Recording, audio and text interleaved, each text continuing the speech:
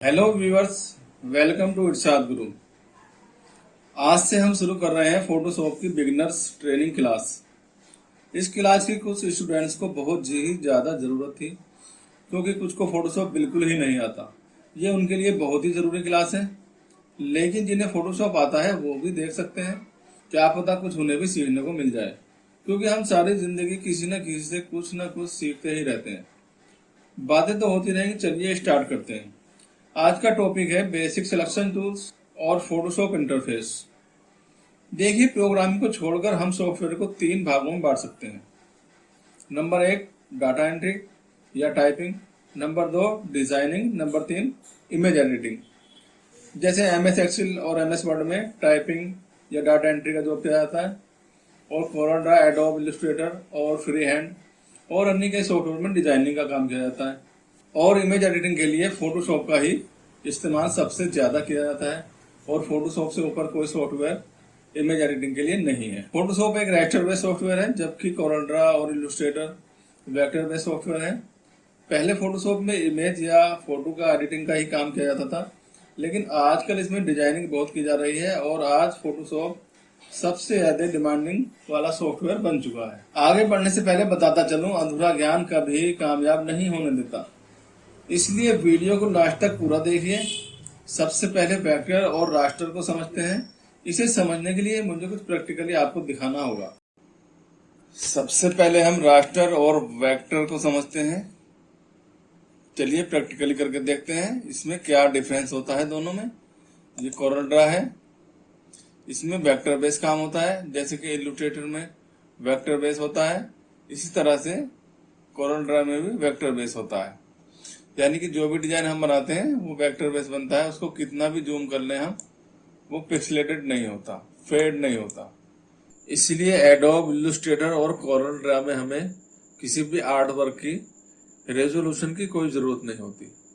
और यहाँ पर जब हम नई फाइल लेते हैं, कोई फाइल ओपन करते हैं, तो वहाँ पर कोई रेजोल्यूशन उसका नहीं होता, क्योंकि रेजोल्यूशन की यहाँ पर कोई ज़रूरत नहीं होती। ये वेक्टर बेस होता है, कितना भी जूम या कितना भी बड़ा हम इसको कर सकते हैं। देखिए, मैं यहाँ पर कितना भी जूम कर लूँगा, इसको कितना भी जूम कर लूँगा, कितना भी जूम हम इसको कर सकते हैं। ये कभी ख़राब नहीं होता, कभी इसका डिज़ाइन जो है आर्ट वर्क कभी फटता नहीं। तो ये कहलाता है वेक्टर। चलिए मैं इसको अब एक्सपोर्ट करता हूँ और फोटोशॉप में लेके जाता हूँ। Control A, control E। यहाँ पर मैं इसको एक्सपोर्ट कर लेता हूँ। यहाँ पर मैं इसका डिस्प्ले कर लेता हूँ 300।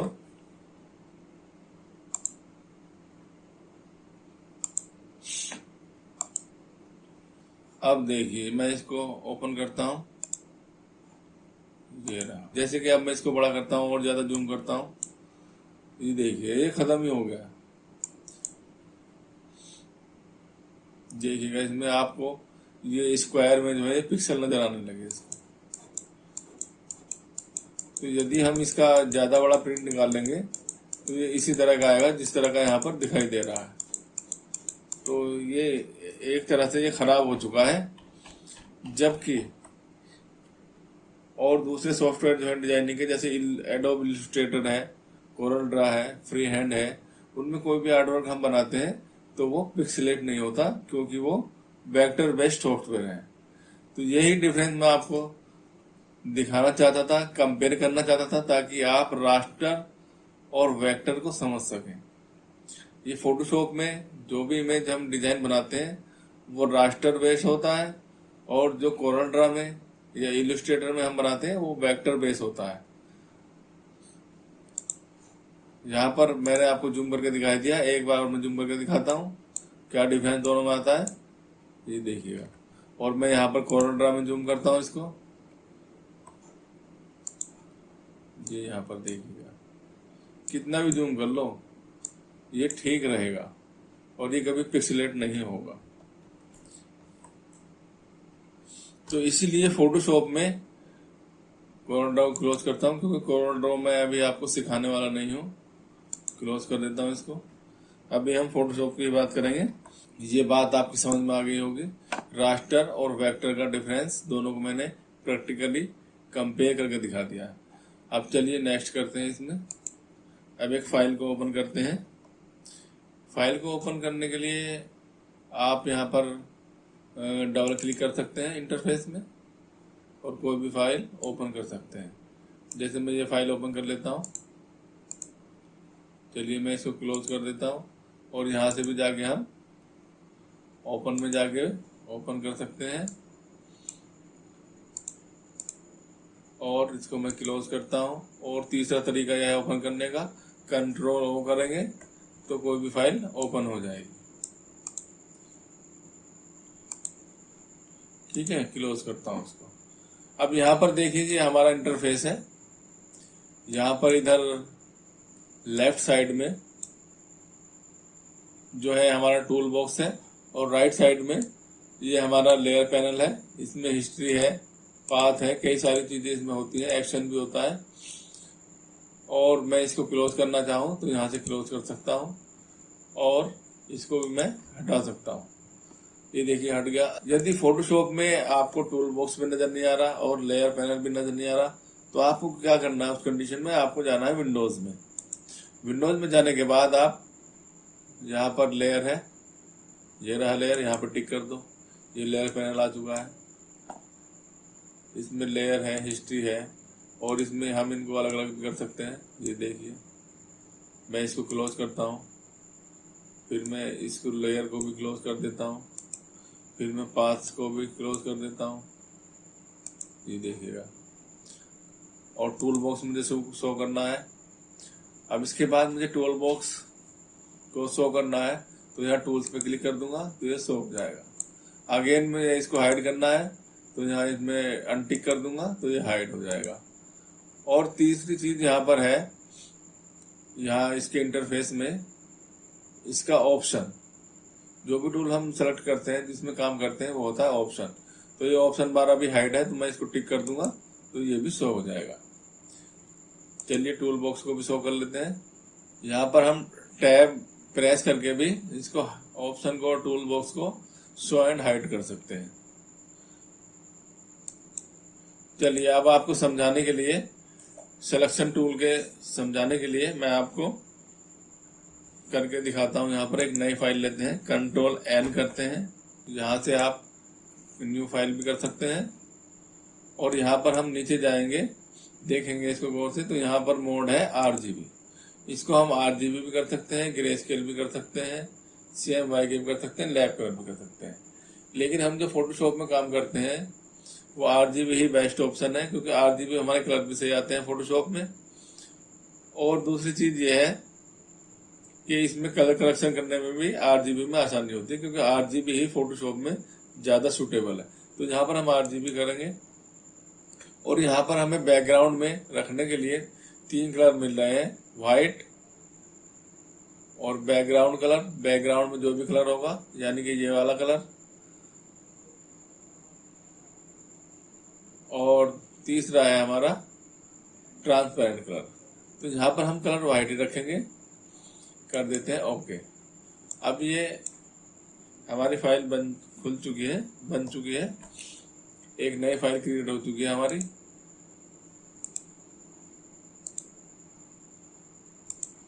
इसका साइज देखूंगा मैं।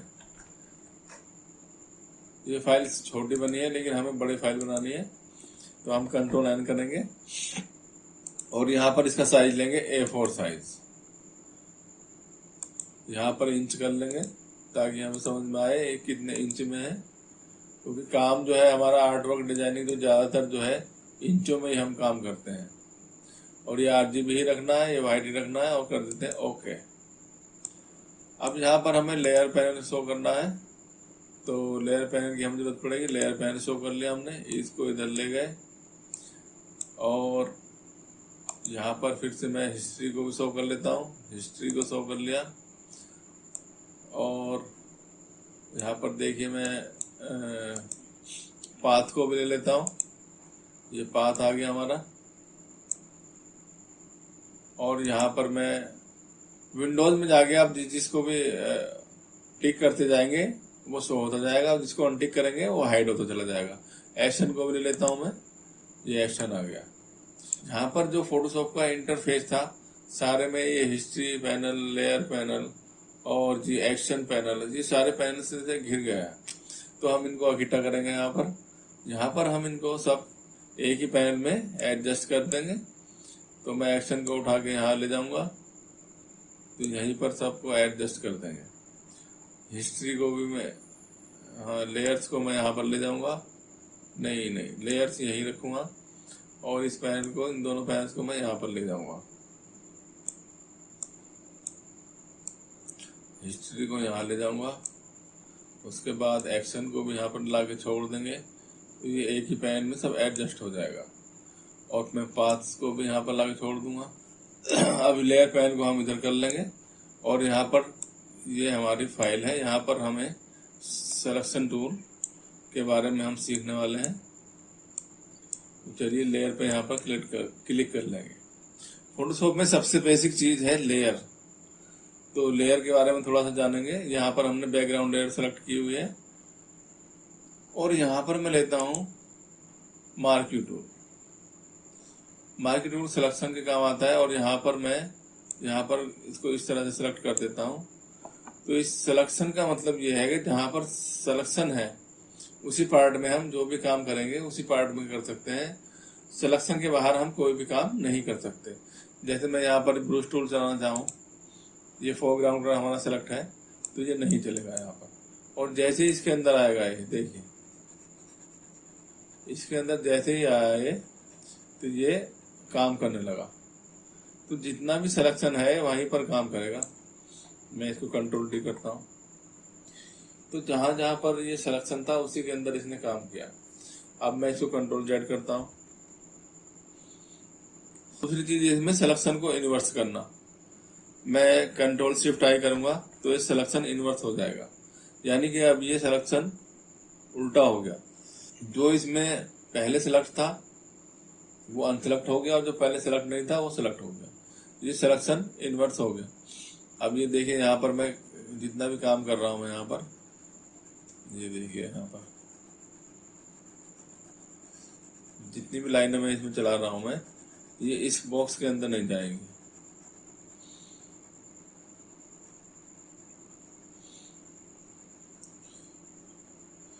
ये सिलेक्शन, क्योंकि सिलेक्शन इन्वर्ट हो चुका है। अब देखिए, यहाँ पर करते हैं कंट्रोल डी। ठीक है।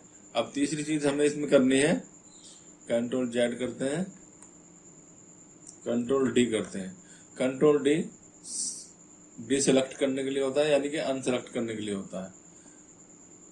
उसके बाद जैसे अब मैं यहाँ पर पेन चला रहा हूँ, कहीं पर भी मैंने ये चलाया, अब जो ये डिजाइन बना, मैं इसको कहीं पर भी मूव नहीं कर सकता। देखिए, मैं पिक टूल से करता हूँ तो मूव नहीं हो रहा कहीं भी। ये आ रहा could not complete request because the layer is locked. लेकिन लेयर अनलॉक कर देंगे हम डबल क्लिक करके, तो ये इस तरह से घूमेगा, और बैकग्राउंड में जो है खाली आएगा, ट्रांसपेरेंट बैकग्राउंड जो है खाली आएगा।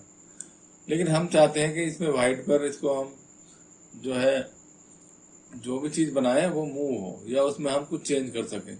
तो उसके लिए हमें करना पड़ेगा इसमें कंट्रोल जेड, और हमें लेनी पड़ेगी नई लेयर। हम करेंगे यहाँ पर नीचे आके क्रिएट न्यू लेयर, यहाँ पर क्लिक कर देंगे, एक नई लेयर बन गई। लेयर बनने के बाद अब हम इसमें जो भी सेलेक्ट करेंगे, जो भी सिलेक्शन करेंगे, जो भी काम करेंगे सिलेक्शन के बाद, अब मैं इसमें फिर से ब्रश चलाता हूँ। ये देखिएगा आप,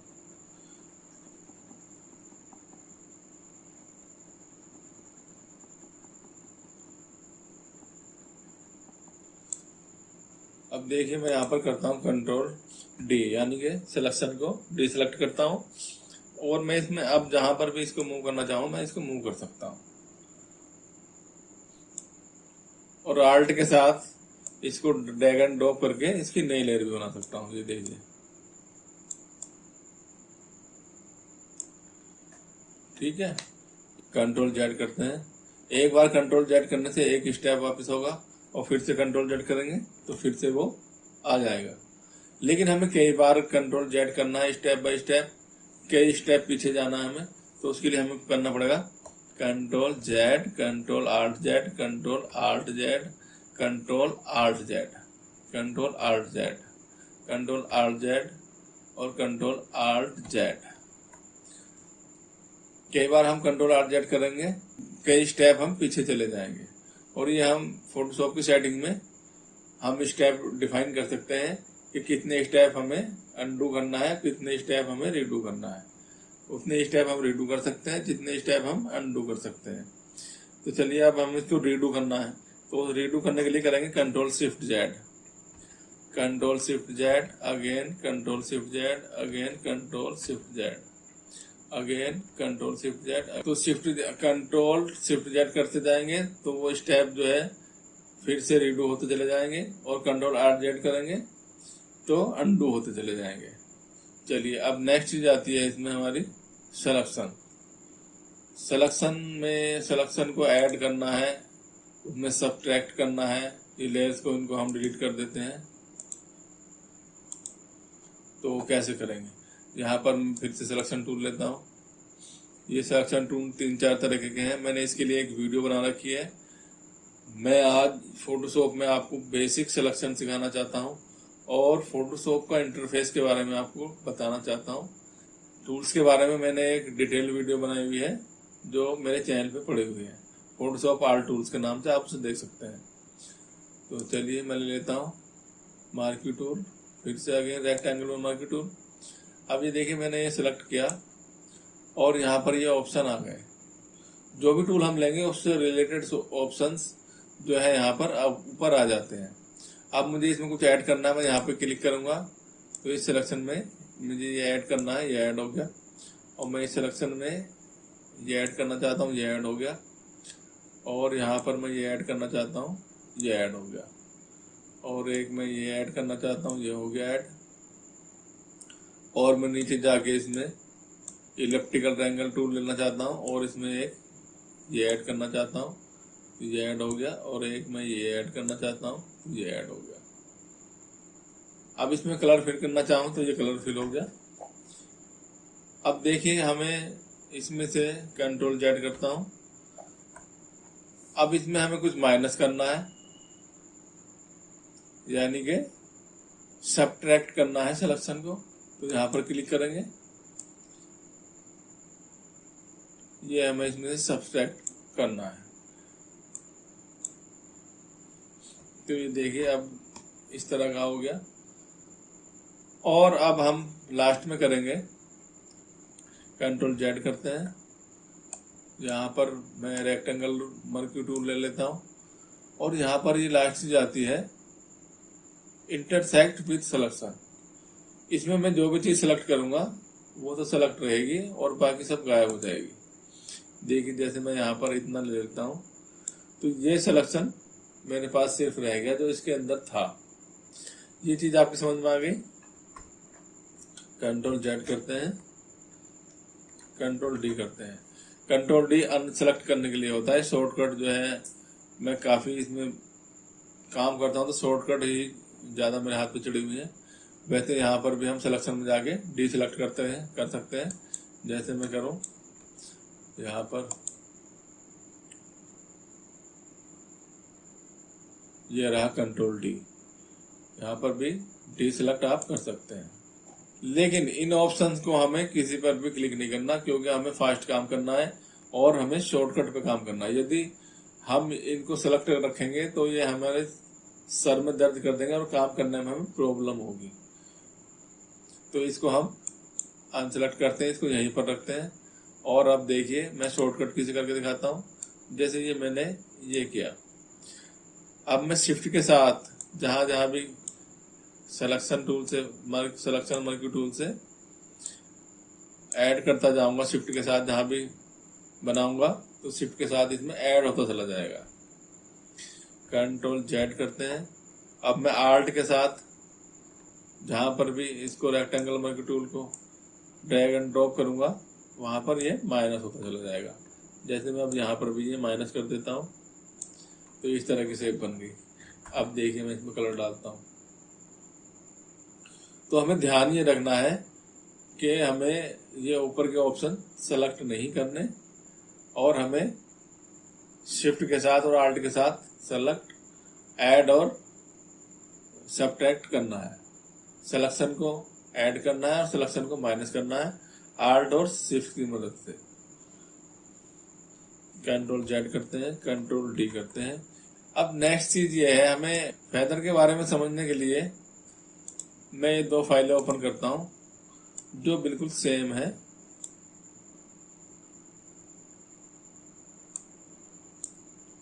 और यहां पर मैं इसका बैकग्राउंड कलर कर देता हूं ब्लैक। यहाँ पर टूल बॉक्स में हमें जो है दो तरह के कलर मिलते हैं, सिर्फ दो ही कलर इसमें होते हैं। ये नीचे जो ग्रीन है, लाइट ग्रीन, ये तो आपका बैकग्राउंड कलर है। ये जो ऊपर ब्लैक है, ये फोरग्राउंड कलर है। यदि हमें इसमें फोरग्राउंड कलर फिल करना है तो आल्ट बैक स्पेस की मदद से हम फोरग्राउंड कलर इसमें फिल कर सकते हैं। या दूसरा तरीका इसका ये है, यहाँ पर ये पेंट बकेट टूल है, यानी कि पेंट की बाल्टी है, इसको हम इसको यहाँ पर क्लिक कर देंगे तो यहाँ पर ये कलर फिल हो जाएगा। अब अगर मैं इस कलर को ऊपर कर लेता हूँ तो ये वाला कलर इसमें फिल हो जाएगा। अब यदि मुझे कोई और नया कलर चाहिए तो मैं इस पर डबल क्लिक करूंगा और यहाँ से कोई सा भी कलर मैं ले सकता हूँ। मान लिया मुझे ये कलर चाहिए तो मैं ये कलर आल्ट और बैक स्पेस की मदद से फिल कर दूंगा। अब मुझे ब्लैक भी चेंज करना है, यहाँ पर मान लो मुझे ग्रीन लेना है तो मैं यहाँ पर ओके करूँगा, ये ग्रीन हो जाएगा। और यहाँ पर आल्ट और बैक स्पेस की मदद से यहाँ पर क्लिक करूँगा तो ये ग्रीन हो जाएगा। कंट्रोल जेड करता हूँ, या हम बाल्टी की मदद से इसमें क्लिक कर देंगे तो ये इसमें कलर फिल हो जाएगा। अब मुझे इसमें यहाँ पर करना है ब्लैक, क्योंकि मुझे कुछ करके दिखाना है, फेदर दिखाना है आपको करके। यहाँ पर भी आप चूज कर सकते हैं। मैं सिंगल कलर ब्लैक लूंगा यहाँ पर, और येलो भी 0 कर दूंगा, सब 0 कर दूंगा यहाँ पर। तो यहाँ से कोई सा भी कलर आप चूज कर सकते हैं। ये आपका कलर पिकर है और यहाँ पर कोई भी कलर हम पिक कर सकते हैं। अब मैं आल्ट और बैक स्पेस की मदद से इसमें कलर फिल कर दूंगा। अब यहाँ पर ये दोनों इमेज एक सी हैं। चलिए इनकी साइज चेक कर लेते हैं। साइज चेक करने के लिए मेरा एक मकसद है, मैं आपको फेदर समझाने वाला हूँ। तो फेदर देने से पहले हमें साइज का पता होना चाहिए। साइज के हिसाब से ही हम फाइल में फेदर देते हैं। मान लिया किसी फाइल का साइज कम है, उसमें फेदर हमने ज्यादा दे दिया तो वो काम नहीं करेगा जो काम का हमारा मकसद है। तो चलिए इन फाइलों का साइज देख लेते हैं। कंट्रोल आई करेंगे तो यहाँ पर देखिएगा ये हमारी एचडी इमेज है। इसका 500 पिक्सल पर इंच रेजोल्यूशन है। ओके करेंगे इसको, और ये फाइल हमारी कुछ इससे छोटी है, इसका भी 500 DP रेजोल्यूशन है। अब देखिए यहाँ पर इस फाइल का साइज है 4 बाई 7.5 इंच, 4 इंच इसकी विड्थ है और 7.474 इसकी हाइट है। अब देखिए मैं यहाँ पर इसको कंट्रोल A करके कंट्रोल C करता हूँ और इस फाइल पर क्लिक करके यहाँ पर कंट्रोल V करता हूँ।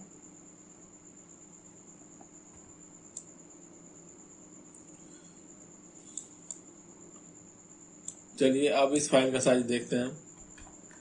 इस फाइल का साइज है हमारा A4, यानी कि 8.25 inch by 11.25 inch.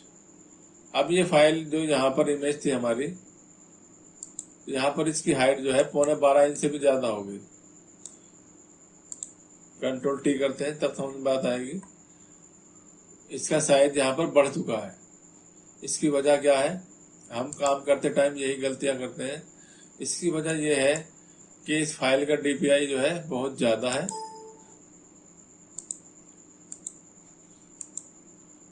Control D, इस फाइल का DPI 500 है और इस फाइल का DPI 300 है। तो यही डिफरेंस है, यहाँ पर आकर ये फोटोग्राफ बड़ी हो गई। कंट्रोल जेड करते हैं, और यदि मैं इस फाइल का डीपीआई भी 300 कर दूं, यहाँ पर मैं 300 कर देता हूं, तो इस फाइल का साइज वही रहेगा जो साइज था, लेकिन डीपीआई इक्वल होने से जब इस फाइल को हम इस फाइल में पेस्ट करेंगे तो ये बिल्कुल सेम साइज में आएगी। इसलिए जब दो फाइलों में एक दूसरे में हम पेस्टिंग करते हैं या कुछ डिजाइन को बार बार प्रिंट करना पड़ता है, उसकी कॉपीज करनी पड़ती हैं, जैसे कि पासपोर्ट साइज फोटो बनाने के लिए या कार्ड से निकालने के लिए किसी सीट पर, तो उन दोनों का डीपीआई हमें देखना है कि सेम होना चाहिए। तो यहाँ पर मैं इसको कंट्रोल ए करता हूँ, कंट्रोल सी करता हूँ, और यहाँ पर करता हूँ इसको पेस्ट, कंट्रोल वी। तो ये देखिए यहाँ पर इतना साइज इसका जेन्युइन है, और यहाँ पर ये 2 पीस भी आराम से आ गए, और एक पीस हम इसको लेटा के भी ला सकते हैं। कंट्रोल टी करेंगे और इसको यहाँ से रोटेट कर देंगे। तो ये देखिए ये 3 पीस इसमें आराम से आ गए। साइज इसका वही था, लेकिन डीपीआई का डिफरेंस होने से फोटो दूसरी फाइल में ले जाने पर छोटी बड़ी हो जाती है। इसलिए हमें जब किसी फाइल को दूसरी फाइल में पेस्ट करना होता है, बड़ी फाइल में, बड़े साइज की फाइल में, और कई प्रिंट निकालने पड़ते हैं उसके, तो इस कंडीशन में हमें दोनों का रेजोल्यूशन जो है सेम करना पड़ता है। चलिए अब समझ लेते हैं फेदर को। फेदर क्या चीज है। अब देखिए ये फाइल है, और ये भी यही फाइल है। चलिए मैं इसको सेलेक्ट करता हूँ और यहाँ पर करता हूँ कंट्रोल सी, और यहाँ पर करता हूँ कंट्रोल वी। तो ये फाइल इस तरह से हमारे सामने आई। कंट्रोल जेड करता हूँ मैं, और इसको और छोटा कर लेता हूँ। कंट्रोल डी करता हूँ, इसको और छोटा कर लेता हूँ।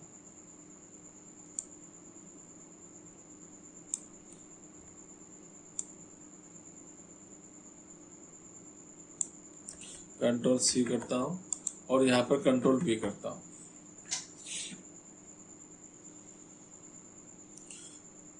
अब आप यहाँ पर देखिए इस फेस को और इस फेस को। ये फेस यहाँ पर, ये इमेज आकर यहाँ पर आकर बड़ी हो गई, क्योंकि इसका डीपीआई देखिए आप, रेजोल्यूशन जो है इसका 300 पिक्सल पर इंच है। ओके करता हूँ मैं, और यहाँ पर इसका RDI रेजोल्यूशन जो है इसका 500 है, 500 है। यहाँ पर 500 है और यहाँ पर 300 है, इसलिए यहाँ पर आने के बाद ये इमेज बड़ी होगी। अब मैं कंट्रोल डी करता हूँ। अब इसको फेदर के साथ मैं पेस्ट करता हूँ, यहाँ पर कंट्रोल जेड करता हूँ। अब मैं इसको फेदर के साथ यहाँ पर पेस्ट करता हूँ। अब मैं इसमें दूंगा कंट्रोल आल्ट डी। इसमें मैं फेदर देता हूँ 80 का, 80 का, 80 पिक्सल का हमने फेदर लिया इसमें, और कंट्रोल सी किया और कंट्रोल वी किया। अब देखिए फेदर देने के बाद यहाँ पर पेस्ट करने के, यहाँ पर जब हम पेस्ट करते हैं तो ये इसकी एज जो है, इसके किनारे जो है, इनकी शार्पनेस खत्म हो जाती है और ये बहुत सॉफ्ट हो जाता है, और बैकग्राउंड में धीरे धीरे ये मर्ज हो जाती है इसके किनारे। अब चलिए मैं यहाँ पर कंट्रोल जेड करता हूँ और समझ में आएगा आपकी, और यहाँ पर कंट्रोल सी करता हूँ, यहाँ पर कंट्रोल वी करता हूँ, कंट्रोल जेड करता हूँ यहाँ पर, और कंट्रोल सी और कंट्रोल वी। अब देखिए यहाँ पर मैंने कोई फेदर नहीं दिया, तो यहाँ पर ये इसके किनारे जो है स्मूथ, ये सॉफ्ट नहीं है और इनमें शार्पनेस है। और जूम करके दिखा देता हूँ, थोड़ा सा फाइल को बड़ा करता हूँ। ये देखिए आप, इसमें कितनी शार्पनेस है।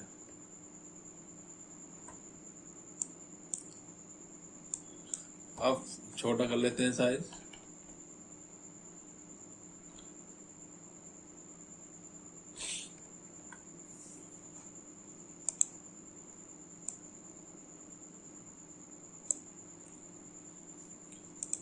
अब मैं इसको कंट्रोल जेड करता हूँ। अब मैं इसका फेदर जो है मैं इसका 200 करता हूँ। हम कर देते हैं 200 पिक्सल फेदर इसका। कंट्रोल सी करता हूँ और कंट्रोल वी करता हूँ।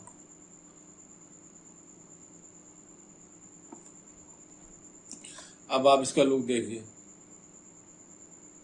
ये बहुत प्यारा लुक है। एक लाइटिंग का इफेक्ट सा इसमें आने लगा। ये फेदर है, फेदर देने से एक लाइटिंग का लुक इसमें आ गया। तो फेदर का हम कई तरह से यूज कर सकते हैं। यहाँ पर मैं कंट्रोल जेड करता हूँ। अब मैं इस फाइल में जो है ग्रीन कलर मुझे अप्लाई करना है, तो कंट्रोल आल्ट बैक स्पेस की मदद से मैं यहाँ पर करता हूँ। अब चलिए यहीं पर समझते हैं फेदर का क्या खेल है इसका। यहाँ पर मैं कलर डालता हूँ, इसमें आल्ट बैक स्पेस की मदद से ब्लैक। ठीक है। अब मैं यहाँ पर कंट्रोल जेड करता हूँ और यहाँ पर करता हूँ कंट्रोल आल्ट डी और इसका फेदर देता हूँ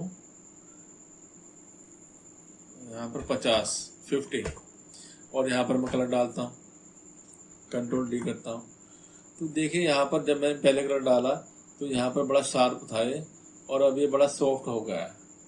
और हमें सॉफ्ट करना है तो कंट्रोल जेड करेंगे और मैं इसका और कंट्रोल जेड करेंगे और इसका फेदर मैं अगर 200 कर दूं, 200 मैंने फेदर कर दिया 200। तो ये देखिए गोल सर्कल सा बन गया है। लेकिन ये गोल सर्कल में हमारा ब्लैक कलर नहीं आएगा, बल्कि ये रेक्टेंगल में ही आएगा, लेकिन इसके किनारे सॉफ्ट हो जाएंगे। ये देखिए यहाँ पर कंट्रोल डी करता हूँ तो ये कितना सॉफ्ट हो गया। तो ये बैकग्राउंड में धीरे धीरे मर्ज हो गया। तो यही फेदर का कमाल है, जहां पर हमें किसी इमेज की एजेस को सॉफ्ट करना है या बैकग्राउंड के साथ धीरे धीरे मर्ज करना है, ट्रांसपेरेंट करना है कुछ, तो वहां पर हम फेदर का यूज करते हैं। फेदर का यूज करके हम लाइटिंग इफेक्ट भी क्रिएट कर सकते हैं। उम्मीद है बेसिक सिलेक्शन टूल और फेदर और फोटोशॉप इंटरफेस के बारे में आपको अच्छे से समझ आया होगा। आज की क्लास को यहीं पर स्टॉप करते हैं। अभी इसमें कुछ चीजें बाकी हैं जो नेक्स्ट क्लास में कवर करेंगे, वरना बहुत ज्यादा हो जाएगा। और क्लास पसंद आई हो तो ज्यादा से ज्यादा लाइक और शेयर करो। और अभी तक आपने सब्सक्राइब नहीं किया तो प्लीज अभी सब्सक्राइब कीजिए।